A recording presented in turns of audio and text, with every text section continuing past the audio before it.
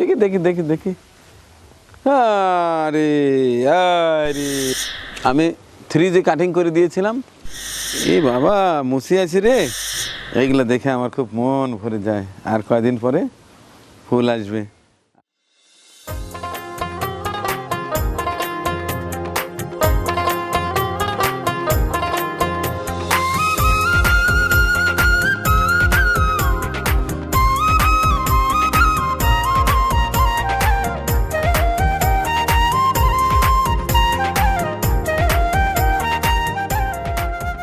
আসসালামু আলাইকুম।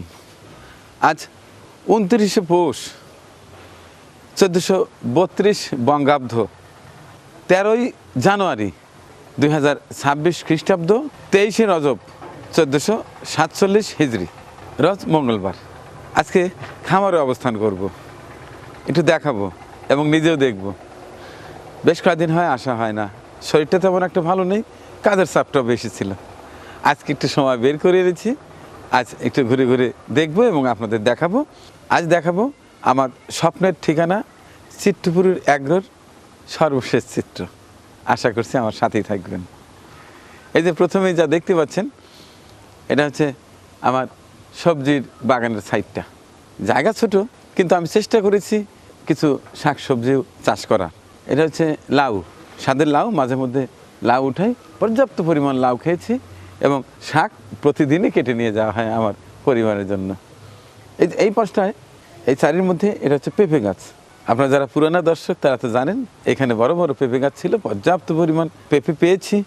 গাছগুলো নষ্ট হওয়ার কারণে সব কেটে ফেলেছি, আবার নতুন করে লাগিয়েছি এইখান থেকেই বীজ করে। আমি জানি না কেমন হবে, ভাবলাম যে নিজের হাতের গাছের পেঁপের থেকে বীজ করে সেটে দিয়ে দেখি কেমন চারা হয়, কেমন ফল হয়, এটা জানা দরকার। আর এই যে কাঁচামরিচ, কাঁচামরিচটাও প্রতিদিনই দরকার, যে কারণে কাঁচামরিচ গাছটা আবার লাগিয়ে দিয়েছে, ওগুলো নষ্ট হয়ে গেছে। আর এই পাশটায় শখের টুকটাক ফুল গাছ আছে।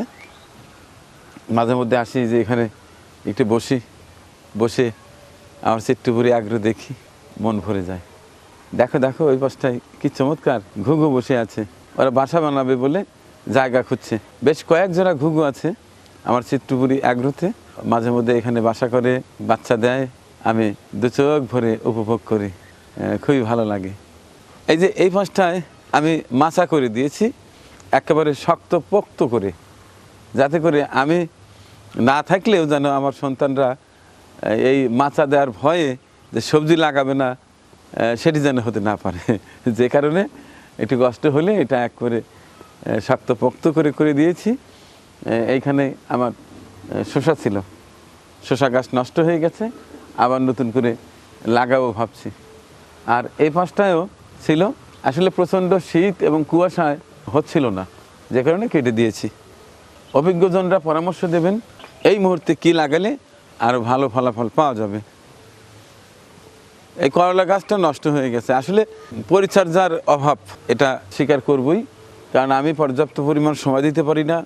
এইখানে দুজন আছে, ওরা গরুগুলো পরিচর্যা করে, এগুলো খুব একটা এদিকে আসেই না মনে হয়। এই দেখো, দেখছো কত সুন্দর করলা ধরছে গো, এই দেখো দেখো দেখো, ভালোই তো, আজকে বেশ কয়েকটা করলা পাবো।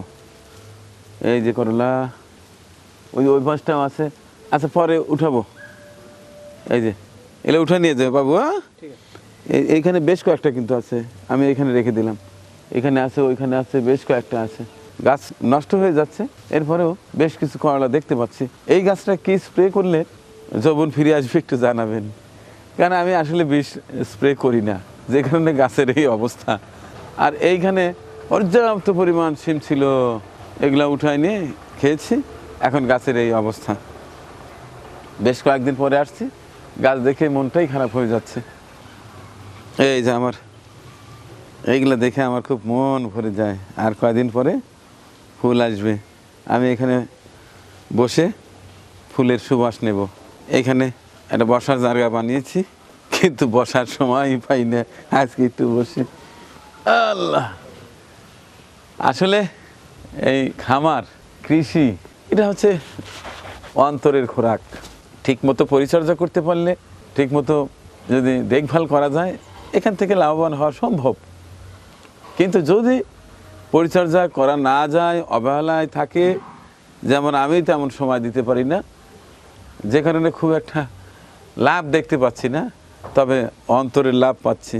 যখনই সময় পাই এখানে আসি, নিরিবিলি বসে থাকি, এগুলো দেখি, আমার গবাদি পশুগুলো দেখি, খুবই ভালো লাগে আমার।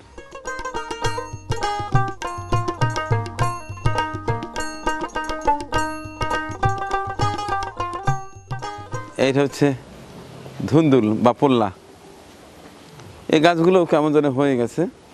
বেশ কয়েকদিন পরে এসে গাছগুলোর চেহারা দেখে আমার মনই নষ্ট হয়ে যাচ্ছে। বেশ কিছু ফল এখনো আছে। আর সবুজ, ওইখানে বেশ কয়েকটা করলা আছে, করলা উঠাবা।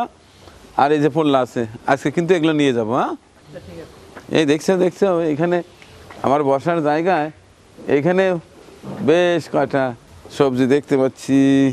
এই দেখো, অনেক আসছে, অনেক আসছে। এটা যদি স্প্রে করা যেত, কিন্তু স্প্রে তো এখন কি দেব, যদি আবার বিষ দেয় তাহলে তো সেই স্প্রে করা যাবে না। দেখি এরপরেও যারা অভিজ্ঞজনরা আছেন জানাবেন। আর আমি দেখি উপসহকারী কৃষি কর্মকর্তার সঙ্গে যোগাযোগ করে দেখি কি পরামর্শ দেয়, যে বিষ না দিয়ে সবজি ভালো হয় কিনা, বা প্রাকৃতিক উপায়ে অনেকে মেহগুনির বীজ ওটা দিয়ে কেমন যেন একটা ওষুধ তৈরি করে। মাঝে মধ্যে ফেসবুক, ইউটিউবে দেখি। আবার নিমের পাতা দিয়ে কীটনাশক তৈরি, এটা আসলে কতটুকু কার্যকর হয় আমি আসলে অতটা জানি না। আমি জেনে এটা প্রয়োগ করার চেষ্টা করব।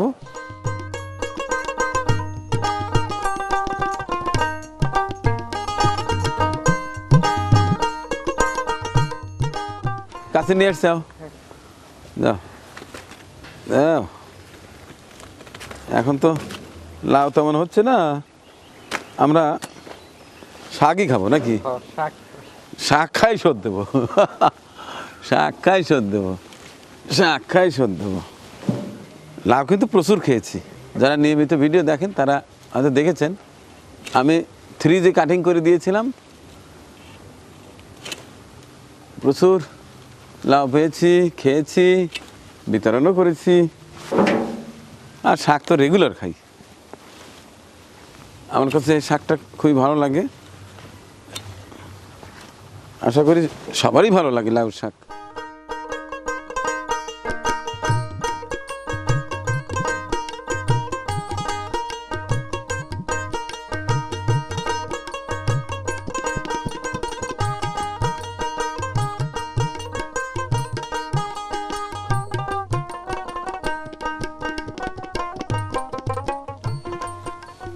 আমার এই কৃষি আঙিনায় এলে মাটির গন্ধ পাওয়া যায়,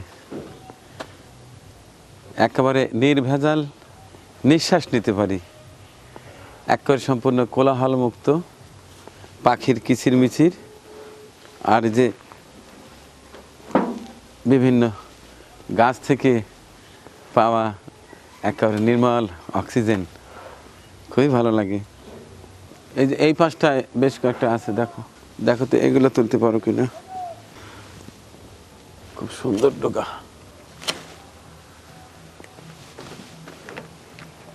এগুলো আজ হবে না? এটুকু হয়ে যাবে, আর দরকার নেই।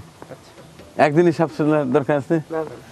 আচ্ছা, এবারে ওই পাশটায় কয়টা করল্লা আর ধুন্দুল দেখছি। চলো, আচ্ছা। আর নতুন করে আবার শসার বীজ নিয়ে এসে লাগাই দিও। হ্যাঁ দর্শক, চুয়াডাঙ্গা থেকে কিন্তু এই যে কাঁঠালের চারা নিয়ে আসছিলাম সাদ্দাম ভাইয়ের মোল্লা নার্সারি থেকে। তিনি জানিয়েছেন এটাতে কোনো আঠা হবে না, আঠা ছাড়া কাঁঠাল। দেখা যাক, দোয়া করবেন গাছটা যেন হয়। অলরেডি লেগে গেছে গাছ। এ বাবা, মুছি আছি রে। এটা কিন্তু দর্শক 12 মাসি কাঁঠাল। আবার এই যে মুছি, এই যে দেখো, সাবধান, ছাগল যেন না আসে এদিক। ছাগল আসলে কিন্তু একেবারে কাঁঠালের মুচি খেয়ে ফেলবে। আচ্ছা, এবার করলা উঠাবো। দেখুন করলা। বাবা, আমি নিচে যাইতে পারবো না, তুমি যাও।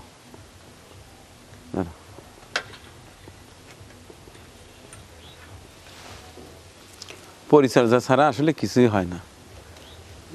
কত হ্যাঁ, বিশাল বড়। বিশাল বড়। দেখি দেখি দেখি দেখি। আরে আরে আরে, এই দেখেন বিশাল করলা, বিশাল করলা, বিশাল করলা।